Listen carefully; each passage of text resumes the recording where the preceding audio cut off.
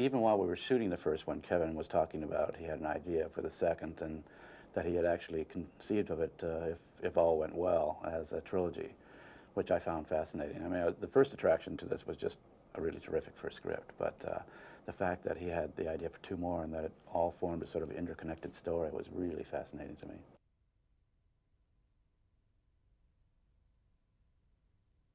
Well, it feels good to finish the Scream trilogy, and it feels a little sad too. I mean, it's been almost family, you know, over the 4 years. But it feels very, very good creatively because I can't think of any other instances of a true trilogy where you have a story that involves the same characters going over the arc of 3 pictures. So it's been a very interesting sort of directorial job also to watch Neve Campbell and Courtney Cox and David Arquette and all those other characters grow over this span of years. It's quite unique.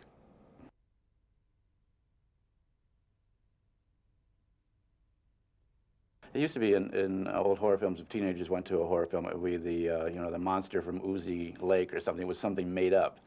But in Scream, they talked about Halloween. They talked about, you know, real films that they had seen and kind of the rules that they had drawn up around those films. So that third wall was broken, you know, and the audience was drawn into a film that was really people, real people talking about real films. And that, I think that awareness that they were in situations that were similar to films that they'd seen opened that whole door to the way that media, films, and television have influenced the last several generations of kids.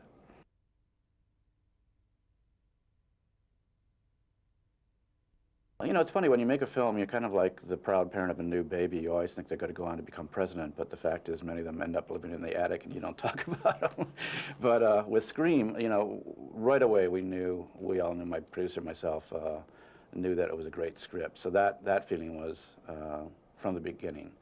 And then while we were filming it, we had the idea, I just had the feeling filming certain scenes that this was extraordinary stuff, you know. For instance, the ending scene in Scream 1, you know, when the two killers are, you know, talking to each other while they're bleeding to death. I'd really never seen something that was so wrapped in exquisite irony and sort of shocking newness, and so hip and true in a way, you know, very, very true. So you have this, I had the feeling, in fact, I turned to the crew at one point and said, this will never get onto the screen, but if it does, it's going to make $1 bajillion, because it was so different and so shocking. But in the best sense of the word, you know, it was really breaking down barriers and talking about, in a way, violence truly, because it was kids that thought they were really cool doing it and ended up being total schmucks, you know, and their lives collapse around their own shoulders by their own device. So that's quite extraordinary. You know, the making of these 3 films, another great thing about doing a trilogy is that you get to work with the same actors over and over, and as their characters develop and mature and find new nuances from the actors and from yourself, you know, and you become very, very close to them. I mean, Marianne and I, part of our theory of making films is to provide a very safe and happy and even silly and fun environment for the actors and for the crew. Everybody's given a lot of respect. We get rid of jerks that are obnoxious right away, and we end up with a core group of people that we've worked with a long time, or in the case of young actors, actors and actresses that feel very safe, like they're in a family.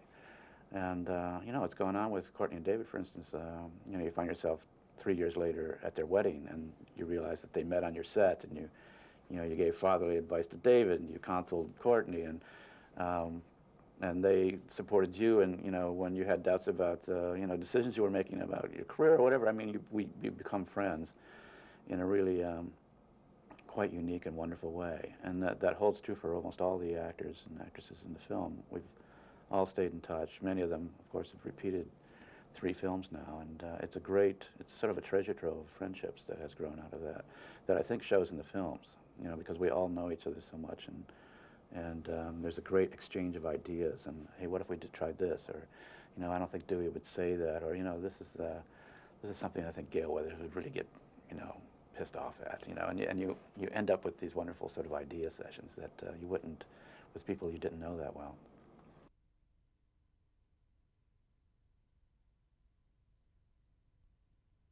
Fresh actors and actresses come in that already have their careers started elsewhere, where they bring kind of new characters into the mix. Parker Posey, of course, a lot of fun, very wacky sensibility. You never quite know what to expect from her at any given moment. And a delivery of a line, she'll constantly improvising, constantly doing something completely different from take to take. So you have all these incredible, funny choices to make. So that's kind of the fun of you know, making the new one, is you get the new characters in that bring their own sort of elements into the stew.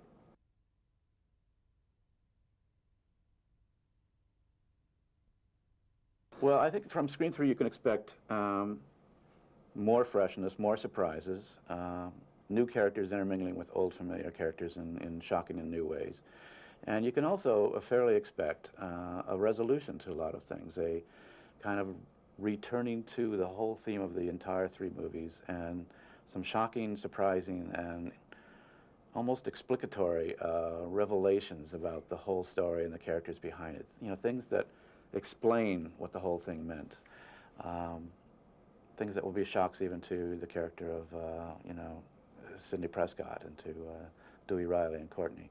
So that's kind of the fun of kind of summarizing the whole three stories, and then the final revelations of, you know, what was really behind some of the darker secrets of the story.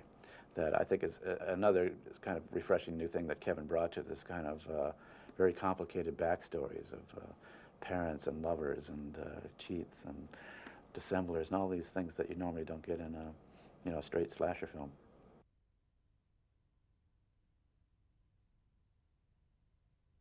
All those characters in that film, that first film, could have easily become the cliche versions of other lesser genre films. The Stupid Sheriff, you know, has been in a million films, but the idea of making him a young guy who's kind of handsome and has a real native wit about him and intelligence was the new thing. You know, the cliche reporter, the pushy reporter has been in a million films, but Gale Weathers has a soft side, and she worries about what she's doing, you know, and she falls in love with this stupid sheriff, you know, that she never would have fallen in love with, but yet she sees something about him almost redemptive. You know, those are nuances that you just don't get in a film that is, you know, just doing the stock characters. So that's, to me, it's always been one of the most interesting things to do in the genre, is to start with situations that could be cliche, or characters that could be cliche, and then make it human, because it always catches everybody off guard and makes it much more powerful.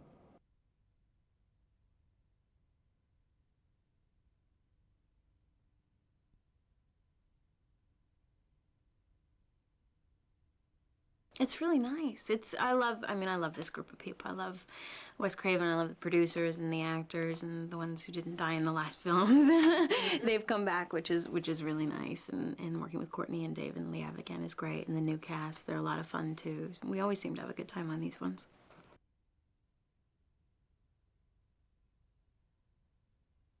Sydney's dealt with a lot in her life. No, she's been pretty messed up. So within this film, she's kind of gone into hiding, become more reclusive in her life because of all the circumstances that she's been through. And this film is sort of surrounding the making of Stab 3 and how she has to be brought out again into the circumstances.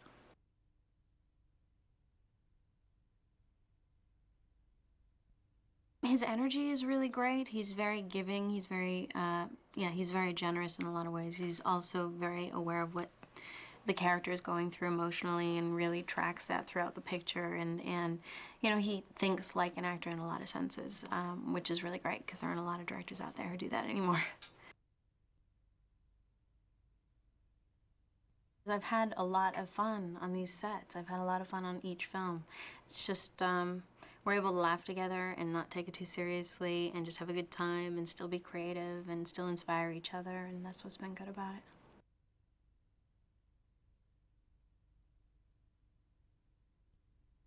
I don't think there'll be a 4. I think that's kind of the point. I think we're all really happy with the fact that this will sort of be the finish, and trying not to make it one of these films that we sort of have go on forever. One of the twists on this film is that it's taking place, it's of the making of Stab 3, which is kind of interesting. It's again like a further look within the film realm. So it's another kind of twist like Scream does. So that's kind of fun. But I hope it's not that different in a lot of senses. I mean, we've really tried to keep the characters strong, and obviously we've all grown in different ways and become different people, but there's still these characters that people love. And there's new people who are fun too.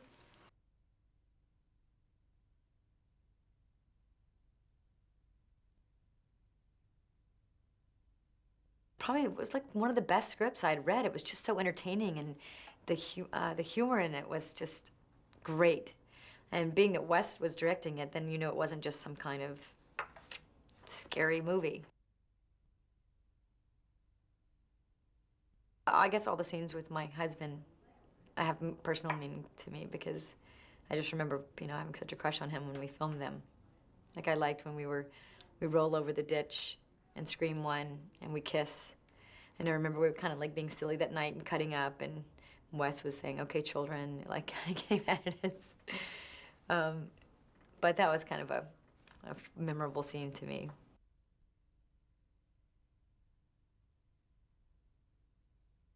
Oh yeah, they scare me to death. Yeah. I know that I know what's gonna happen, and I know, but it doesn't matter. The timing of things changes everything. And just knowing that's gonna happen, I'm get scared and don't know when to exactly close my eyes, and I still do that. Like maybe by the third or fourth time, I don't have to close my eyes, but they scare me. But so do I. I love to be scared, so that's good.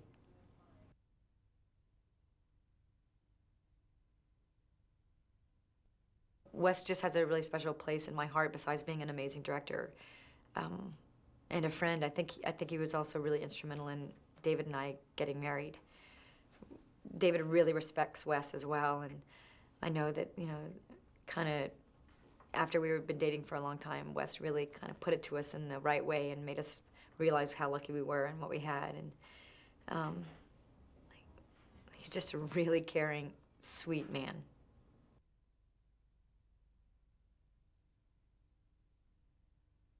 It's amazing. We laugh, we giggle the whole time. We share a trailer. That's the only real difference. And it's not a big secret. I think we kind of had this infatuation at the beginning, and neither one of us were ready to be in a relationship. So it was really that unbelievably great dynamic that you have with someone, and now it's just true love as opposed to true lust.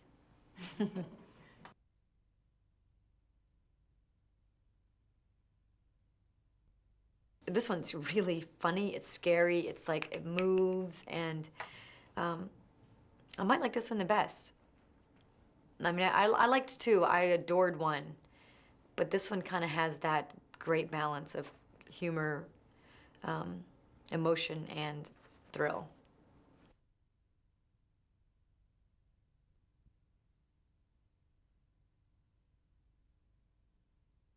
I had a meeting to come in and sort of meet for the role of Billy, I think, in the first one. The role of Skeet ended up playing.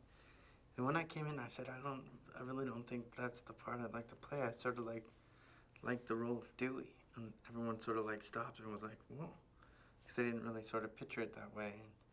And, it was written sort of like this big hunky guy. So I was like, I guess it was a little forward of me, but they sort of went, oh, well. And then I guess Wes sort of liked the idea, and it just kind of worked out. It was very heaven sent for me.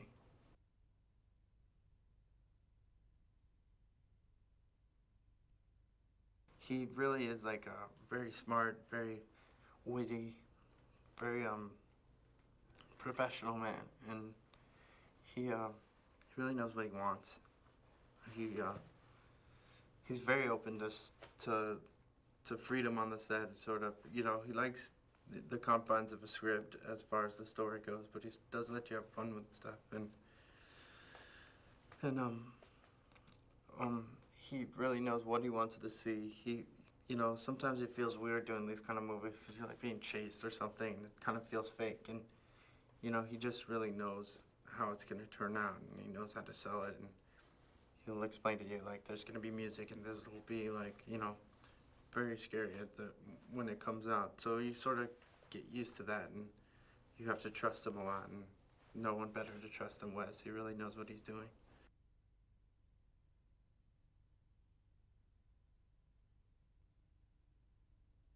Dewey's best moment? It was probably rolling and kissing Courtney, Courtney's character, in the ditch in Scream 1 was probably my favorite moment as far as like just sort of I don't know, now in retrospect and everything since, it just sort of was the beginning of a lot of stuff.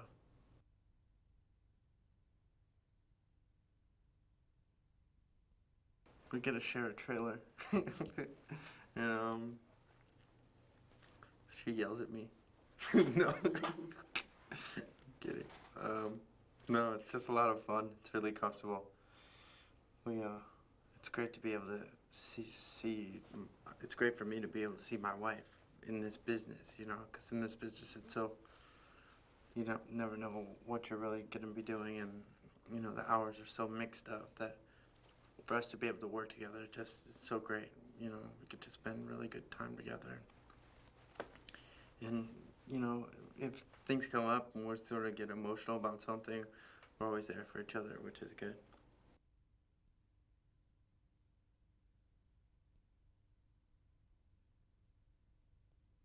Scary movies have always thrilled me. I always wanted to be in one, actually. When I was younger, this is so retarded, but I'm telling it anyway.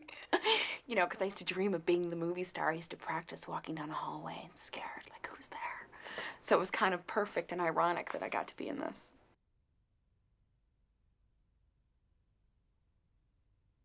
Probably because they're so modern, quick-paced.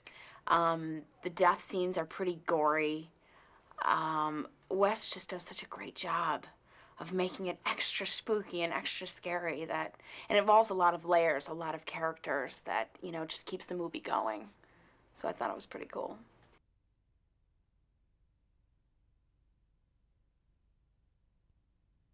My character, I'm Sarah Darling, and I'm a world-weary, kind of wannabe, bitchy actress.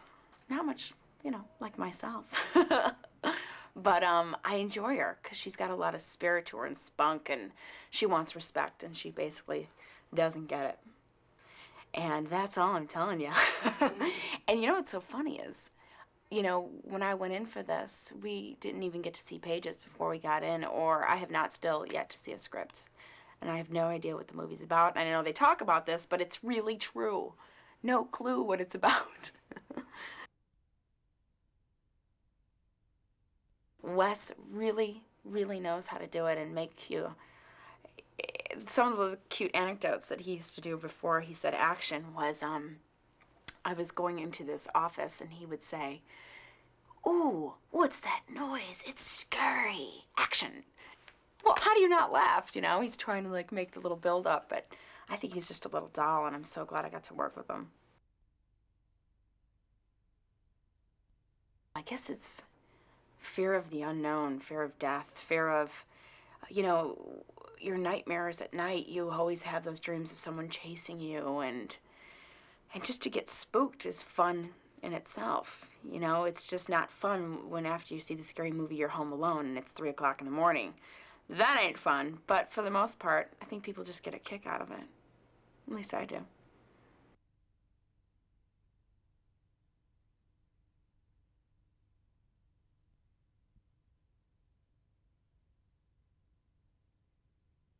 I didn't know if I wanted to be scared, if I wanted to go to a place where I would be scared, you know? But then I was like, well, if you have fear and you express it, then you kind of get over it. It was that kind of thing, so I used it to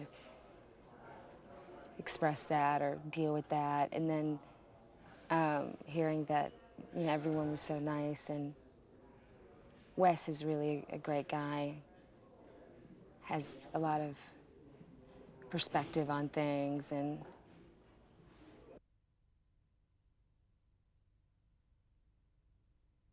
I play Jennifer Jolie, who has been in the 2 Stab movies and who's been acting as Gale Weathers for 2 films.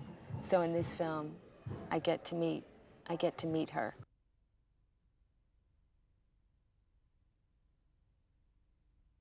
I saw the first Scream movie in Chelsea at a theater, and it was a really fun experience with the whole audience. And everyone, you know, screamed and had fun. So yeah, I saw the first one in the theater.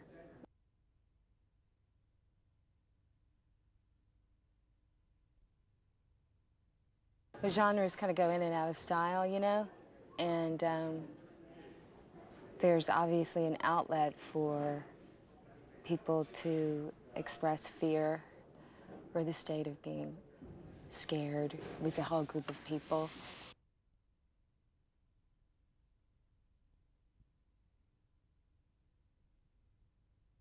I absolutely adored them. I thought they were fantastic and completely unexpected.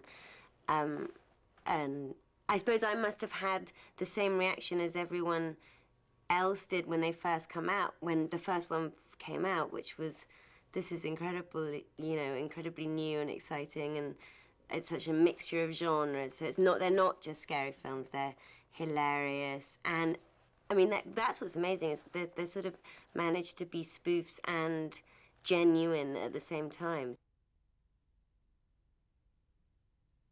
Courtney and David are fantastic and hilarious and like kind of mad kids, you know, that run around all the time laughing. And I just think they're such good people to have around because they're so kind of happy and into each other and fantastic characters, both of them.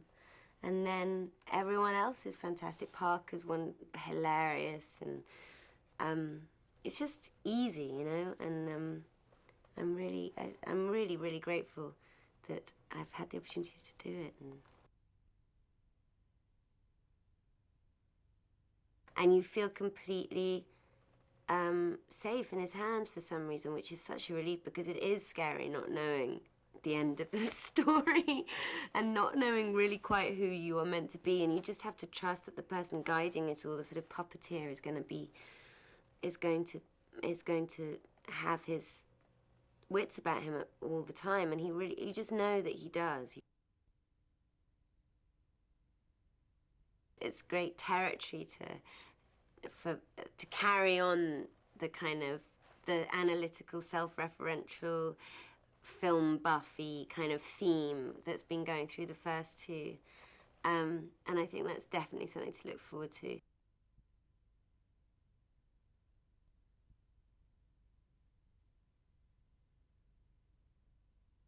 I play Detective Mark Kincaid, who is basically trying to find the killer. And he enlists Miss Weathers into helping him because she's the authority on the matter. And then we see what happens. I still don't even know who the killer is yet. No one does. It was surreal at first because I was like, wow, I've been watching the movies, but never being a part of it just sort of was like, wow, this is a bit strange, watching all this sort of take place, and I'm involved in it. Mm-hmm.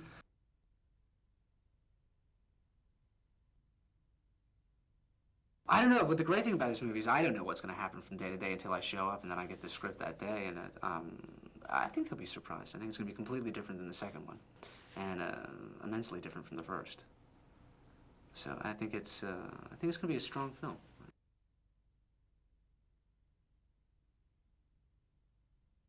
I like to be in a group of people where everybody's like scared to death together. There's some sort of camaraderie in it, and it's definitely an event when you go out and you see a scary movie in a theater. I mean, that's why I like it. Maybe it's just people like being scared.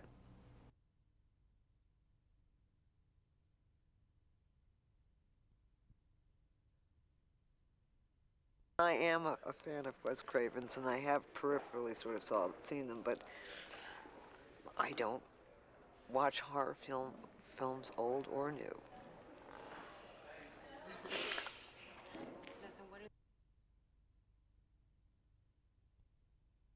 I play a failed actress who looks so much like Carrie Fisher that I failed where Carrie Fisher succeeded. Because Carrie Fisher slept with a lot of people, obviously.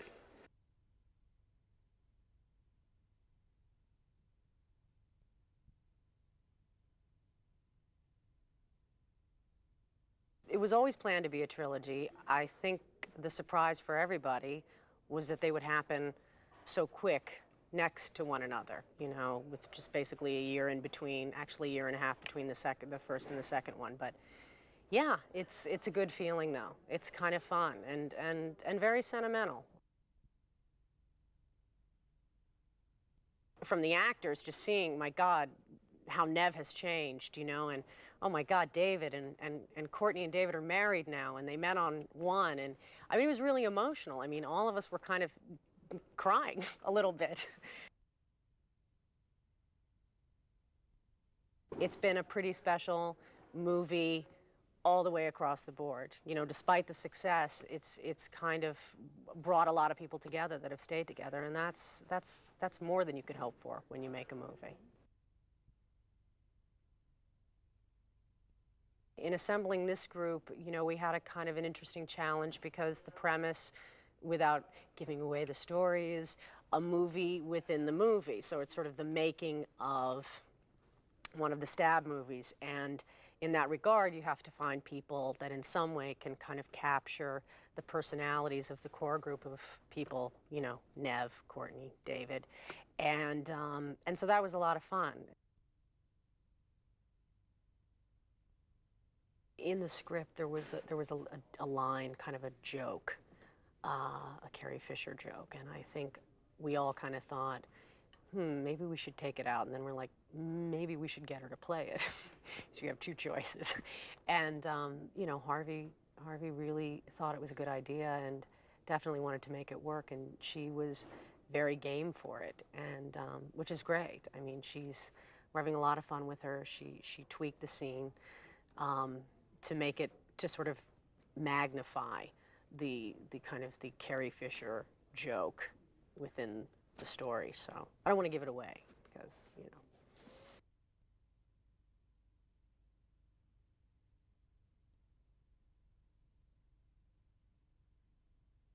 It's just gone to another level. Our production values are even bigger. We have a wonderful, wonderful cast that I think are really fun. I think they're going to love the new cast, Parker Posey and Jenny McCarthy and, you know, Scott Foley and Patrick Dempsey. I think they're going to love these new people in our movie and characters. They're going to love seeing Dewey and Gale again. Nev is fantastic as always, Sid. We had so much fun on Scream 1, and you know, we had just making another movie. We wouldn't have ever guessed it was going to make $100 million and start everything, you know? Start people's careers, launch people's careers.